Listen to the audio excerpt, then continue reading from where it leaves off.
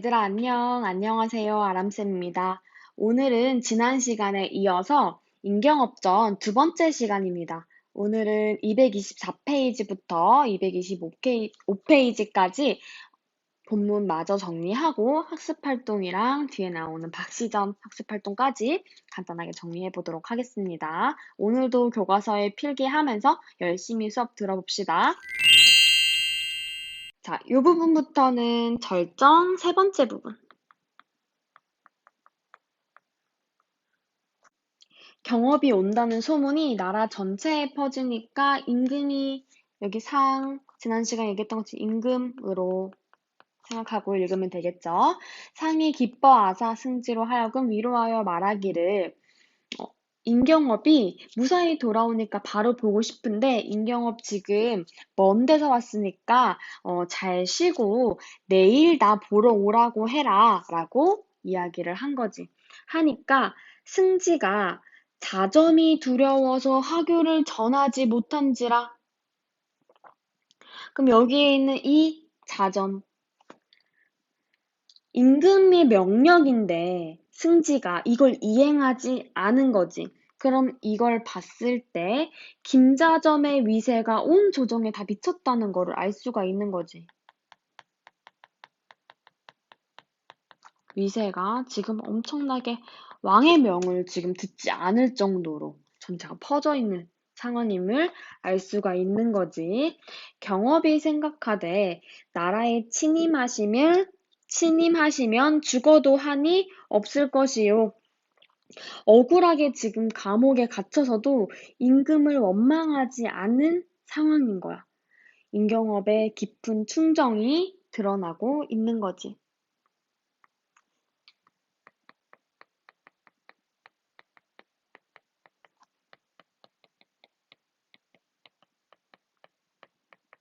근데 우리가 이런 고전 소설 읽을 때 임금님을 생각하는 그런 충의 마음, 뭐 효의 아니면 부모님상 효의 마음 이런 거 하면은 전부 다 유교적 이념이라고 생각하면 되니까 유교적 이념을 반영했다라고 정리도 같이 할게.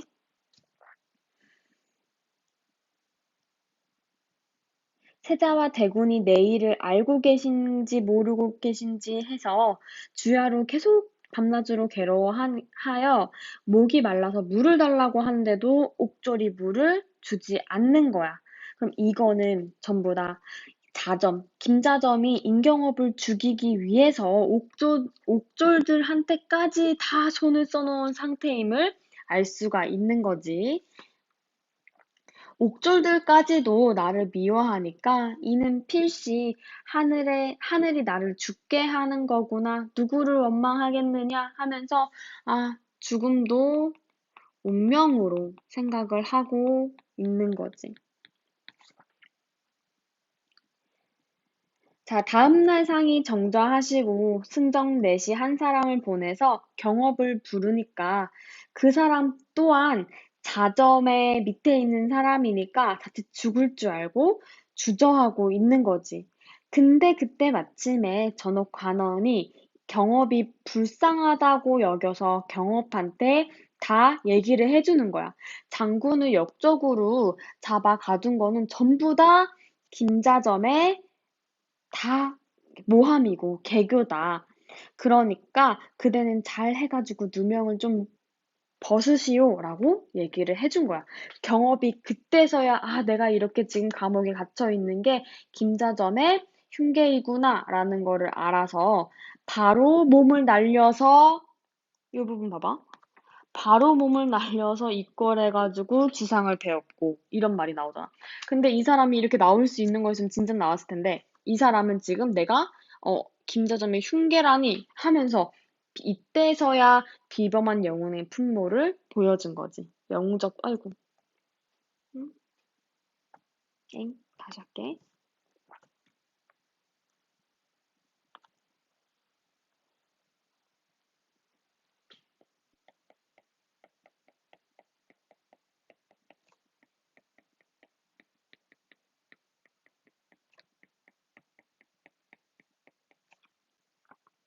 주상께 배웠고 관을 벗고 청제하오되 상이 경업을 보시고 넘길게요. 왜 갑자기 얘가 청재를 하지? 이렇게 하면서 깜짝 놀란 거야.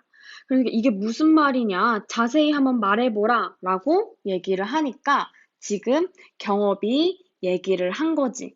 그래서 보면은 여기 엄청 길게 얘기하고 있는데 소신이 무인년에 북경에 잡혀가옵다가 중로에서 도망하였는 바 그 죄는 만사무석이오나 라고 얘기를 하면서 대면과 합심하여 호국을 쳐서 호황의 머리를 베어 병자년의 원수를 갖고 세자와 대군을 모셔오고자 하였더니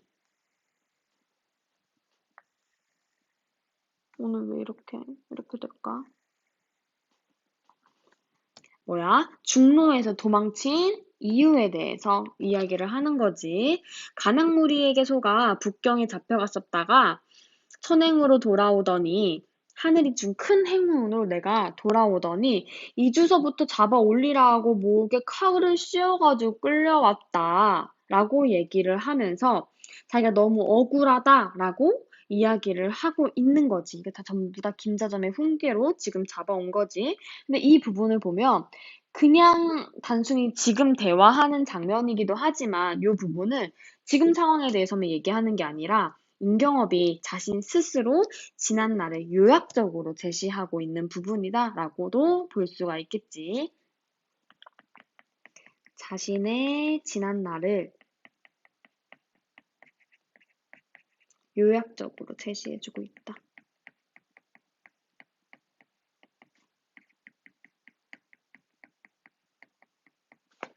그래서 임금한테 그간의 사정을 전부 다 이야기를 하고 있는 거지. 상이 들으시고 매우 놀라시어 조신에게 알아올리도록 명하니 자점이 할 일 없이 도망치지 못하고 들어와 상께 아뢰기를 그러니까 임금은 전옥에 갇혔다는 임경업이 감옥에 갇혀 있다는 사실을 전혀 몰랐던 거야. 그래서 신하한테 알아올리도록 명하니까 김자점이 임경업을 가둔 거는 자신이라는 걸 어쩔 수 없이 밝힐 수밖에 없었던 거지. 그러면서 이제 얘기를 하는 게 경업이 역신이옵기로 잡아 가두고 품달하고자 하였나이다. 이렇게 얘기를 한 거지. 일단 잡아두고 말씀드리려고 했어요. 라고 하는 거야. 경업이 큰 소리로 대척하여 이르기를 임금 앞에서 김자점한테 호통치는 거를 봐서 임경업의 성격을 또 우리가 알 수가 있는 거지. 지금 임금님 앞인데 큰 소리로 막 얘기를 하는 거야. 그럼 임경업이 어떤 성격이야? 정의롭지 못한 거, 불의를 참지 못하는 성품임을 알 수가 있는 거지. 얘가 거짓말하고 있으니까. 임경업이 불의를 참지 못하는 성격임을 알 수 있는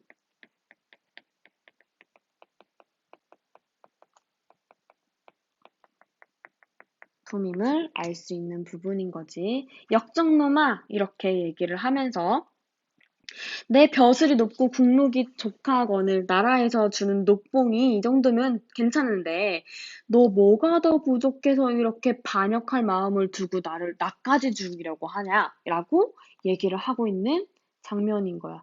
요 부분이 지금 우리가 읽고 있는 임경업전에서 가장 두 인물이 갈등이 최고조에 이른 부분이라고 볼 수가 있겠지. 오늘 글씨가 왜 이렇게 안 예쁜 것 같지?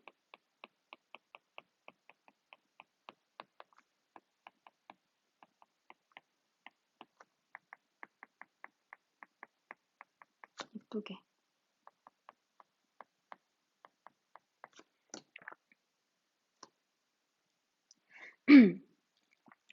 자점이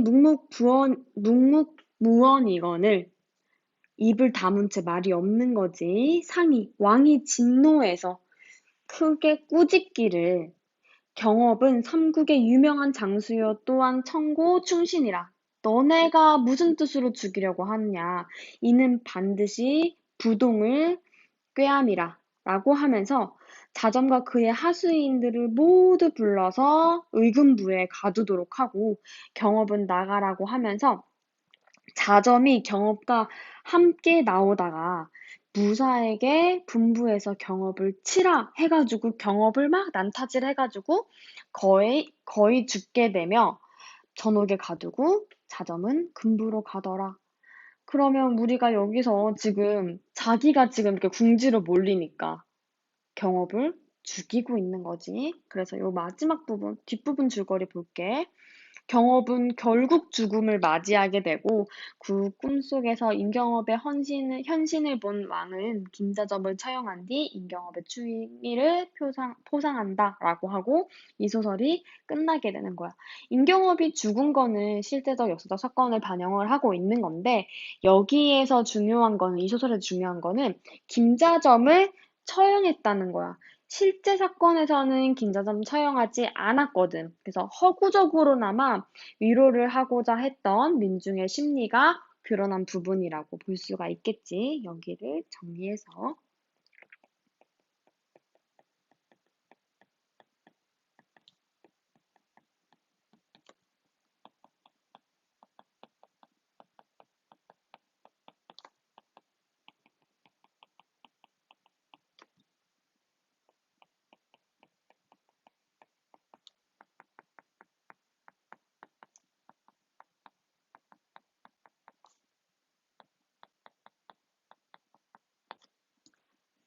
이렇게 이 소설 내용 정리할 수 있을 것 같아요. 자, 그래서 지금부터는 교과서 학습활동 내용 정리해 보겠습니다.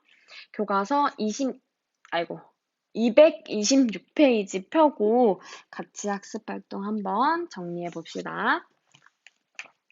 자, 이 작품이 1번. 이 작품을 감상하고 인물들의 갈등 양상과 그 결과를 정리해 보자.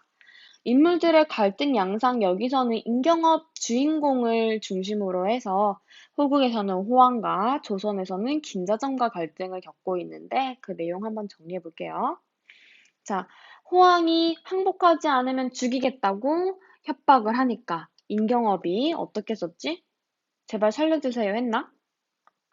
아니지. 죽는 한이 있어도 절대 항복할 수 없다고 하면서 거절했지. 죽는 한이 있어도 절, 아이고, 있어도 항복할 수 없다며 거절함. 아, 좀 크게 써야 되나?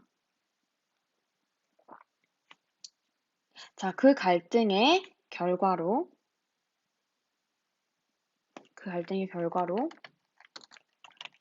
호황이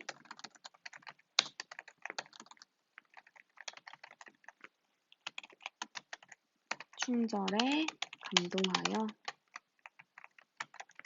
세자와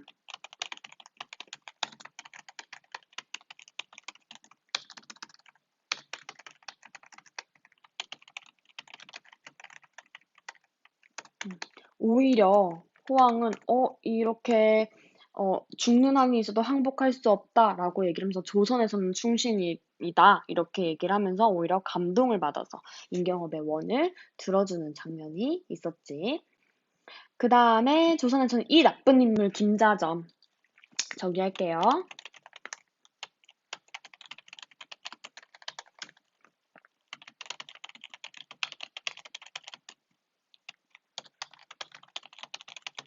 자신의 개교, 자기가 왕이 되겠다는 그 큰 꿈을 이루기 위해서 임경업을 역적으로 몰고 잡아들였지. 그 다음에 임경업은 자신 죄가 없음을 당당하게 밝힌 거지. 왕 앞에서. 근데 그 갈등의 결과 어떻게 됐어? 너무 안타깝게 임경업이 김자점에 의해서 억울하게 죽음을 맞이한 거지.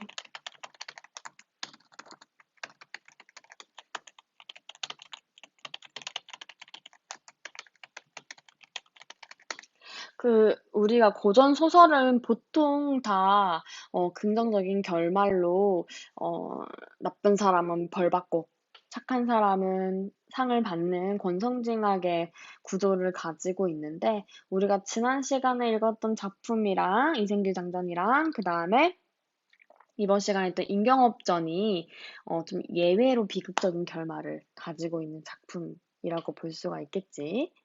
자, 2번 학습 활동 넘어갈게. 다음은 이 작품이 창작될 당시의 시대 상황을 설명한 글이다. 이 글을 읽고 작품에 담긴 시대 상황에 대해서 알아보자. 요 내용은 우리가 병자호란에 대한 이야기랑 그래서 임금이 굴욕적인 항복을 한 사실 여기서 아이고, 임금이 굴욕적인 항복을 한 사실은 조선사에 큰 충격을 주었다. 그래서 뒤에 우리가 잠깐 배울 박시전도 그렇고 여기 임경업전도 그렇고 이 사람들이 충격을 받은 거에 대한 위로를 주는 소설들이 좀 많이 창작이 된 거지.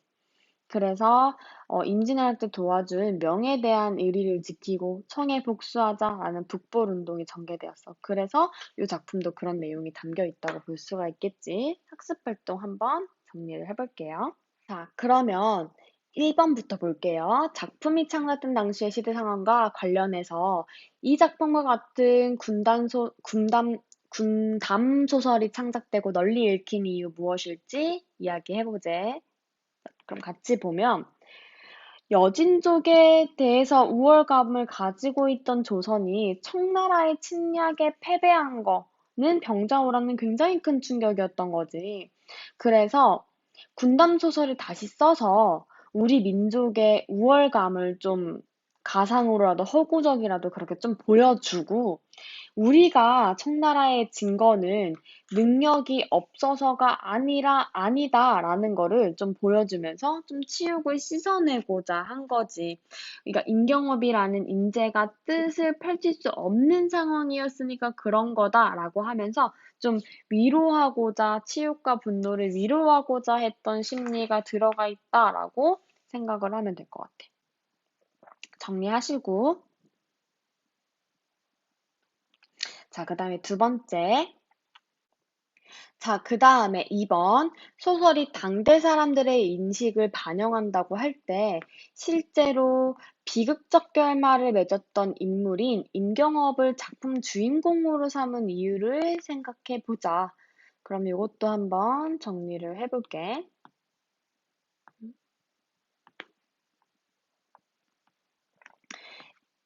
민중들의 칭송을 받던 인물의 비극은 당시 민중들의 좌절감을 반영을 한 것이다. 임경업은 영웅적 능력을 지니고 있었는데 간신 김자점의 모해로 비극적인 죽음을 맞이하게 되는 거지. 이와 같은 인물의 죽음을 통해서 민중들이 집권층에 대해 갖는 분노와 비판의식을 드러내고자 하는 거야.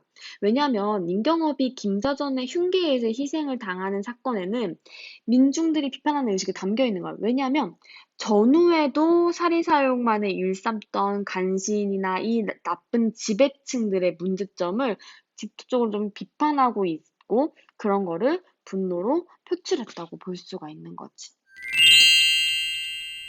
227페이지에 있는 3번 학습활동 한번 같이 보겠습니다. 다음 작품을 감상하고 작품에 등장하는 주인공의 특성과 활약상을 임경업전과 비교해보자. 여기에서 있는 임경업전 같은 경우에는 여기 이제 내용을 보면은 얘는 여성 영웅 소설이야. 그러면서 박색한 박씨 부인이 뛰어난 학식과 재주로 남편 이시백을 평안감사가 되게 한 다음에 자신도 허물을 벗고 미인이 되어 외적을 물리친다는 내용이거든요. 얘 같은 경우에는 우리가 이시백 같은 경우에는 아까 우리 임경업전 앞부분에서도 선생님이랑 확인했었는데 실존 인물, 똑같은 실존 인물이 등장을 하는 거지.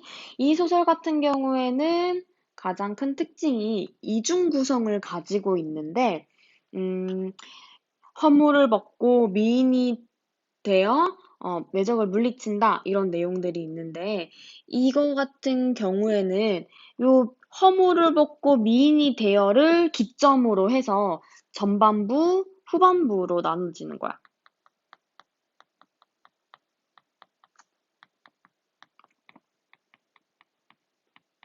근데 전반부는 좀 개인적인 가정 내 갈등을 가지고, 왜냐면 여기서는 옛날 소설이니까 박 씨가 그 사회적 기준으로 외모가 뭐 예쁘지 않다고 평가가 되는 거지. 그래서 그때 당시에 그 외모를 가지고 가정 내 갈등이 있고, 변신 모티프라고 해가지고 사건의 전환점이 있는데, 허물을 벗고 나서야 자기의 본 모습을 찾는 그 부분이 있어. 그렇게 하면서 이 사람이 외적을 물리칠 수 있을 정도로 굉장히 능력을 갖게 되는 거지. 그래서 절세 가인이 되니까 시백이 크게 기뻐하면서 박씨의 뜻을 따르게 되거든. 그래서 그런 내용들이 지금 기준으로 하면 정말 어이없는 그런 내용들이 있지. 그래서 그 다음에 후반부에는 사회적인 갈등들, 병자호란을 배경으로 하고 있는 그 전쟁담이 나와 있는데, 특히 이 부분들이 임경업전이랑 유사한 그 내용을 바탕으로 하고 있는 부분이라고 볼 수가 있는 거지. 어, 박시전도 요 소설도 굉장히 유명한 작품이라서 궁금한 사람들은 전문 찾아가지고 한번 읽어보면 좋을 것 같아요. 자, 그래서 요 부분도 보면은 마지막 부분에 보면은 요런 부분들에서 이 박씨 인물의 좀 비현실적이지만 영웅적인 면모들이 나오는 부분들도 등장을 하고 있는 거지. 이 소설은 우리가 전문이 다 실려 있는 건 아니기 때문에 이 정도로 정리를 하고 1번 학습 활동부터 한번 같이 정리를 해볼게요. 자, 두 작품에 등장하는 주인공의 특성과 화력성을 한번 비교를 해보자. 박시전 같은 경우에는 요 위에 내용 먼저 읽고 학습 활동 잠깐 멈추고 쓴 다음에 선생님이랑 같이 정리하는 거예요. 자, 박시전 주인공 특성. 뛰어난 학식과 재주를 갖춘 여성이라는 거, 여성 영웅소설이라는 거. 임경업전은 충성심과 절개를 지키는 조선의 장수라는 거. 자, 박시전의 활약상. 도수를 사용해서 호적들을 통쾌하게 물리치는 거. 임경업전, 우리 이거는 본문에서 확인했으니까. 가달로부터 호국을 구원했고 호왕을 감복시켜 세자와 대군이 풀려나게 했다. 이거는 쌤이 미리 써놔가지고 보이네. 이 작품이 당대 여성들에게 주었을 긍정적인 효과. 여성의 뛰어난 활약을 보여줌으로써 당시 여성들은 관직에 진출하지 못하고 장군이 되고 싶어도 장군이 되지 못했으니까 그런 사회적 성취 욕구에 대한 대리만족의 효과를 줬을 거고, 여성의 능력이 남성에게 결코 뒤지지 않음을 드러내서 남성 중심 사회에 대해서 비판 의식을 갖게 했을 거야. 이 소설 자체가 뭐 박시전에서는 박씨도 그렇고 시비인 개화도 그렇고 그다음에 거기에 뭐 여자 자객인 기혼대가 등장하고, 박씨 말고도 다른 여성 인물들이 굉장히 등장을 많이 해요. 그리고 작품 전개에서도 남성보다 여성이 훨씬 중요한 역할을 좀 담당하고 있는 거지. 이런 것들 부분은 병자호란 때 나라를 지키지 못한 그 기득권 남성들을 간접적으로 비판하기 위한 의도라고 볼 수가 있을 거고, 이런 여성 주인공들의 눈부신 활약상을 여기 앞에서 언급했던 것처럼 대리만족의 효과가 있기 때문에 필사본으로 이렇게 전승되면서 여성 독자층한테 좀 깊게 파고든 소설이고, 이게 여성 독자들을 애독자로 다 끌어들여가지고 소설 향용층을 이렇게 폭넓게 넓히는데 좀 공헌한 작품이다. 이렇게 기억을 해두면 좋을 것 같아요. 그래서 여기까지 해가지고 박시전이랑 임경업전 학습활동 모두 정리를 했고, 우리는 여기까지 수업 내용 정리하고 다음 주에는 우리가 드디어 다시 얼굴을 보게 되겠네요. 다시 얼굴 보고 우리는 일주일 동안 수행평가를 한번 열심히 해봅시다. 여기까지 듣느라 너무 고생 많았고, 이번 주 온라인 수업 듣느라 너무너무 고생했어. 수고했고, 다음 주에 우리 반갑게 얼굴 봅시다. 안녕.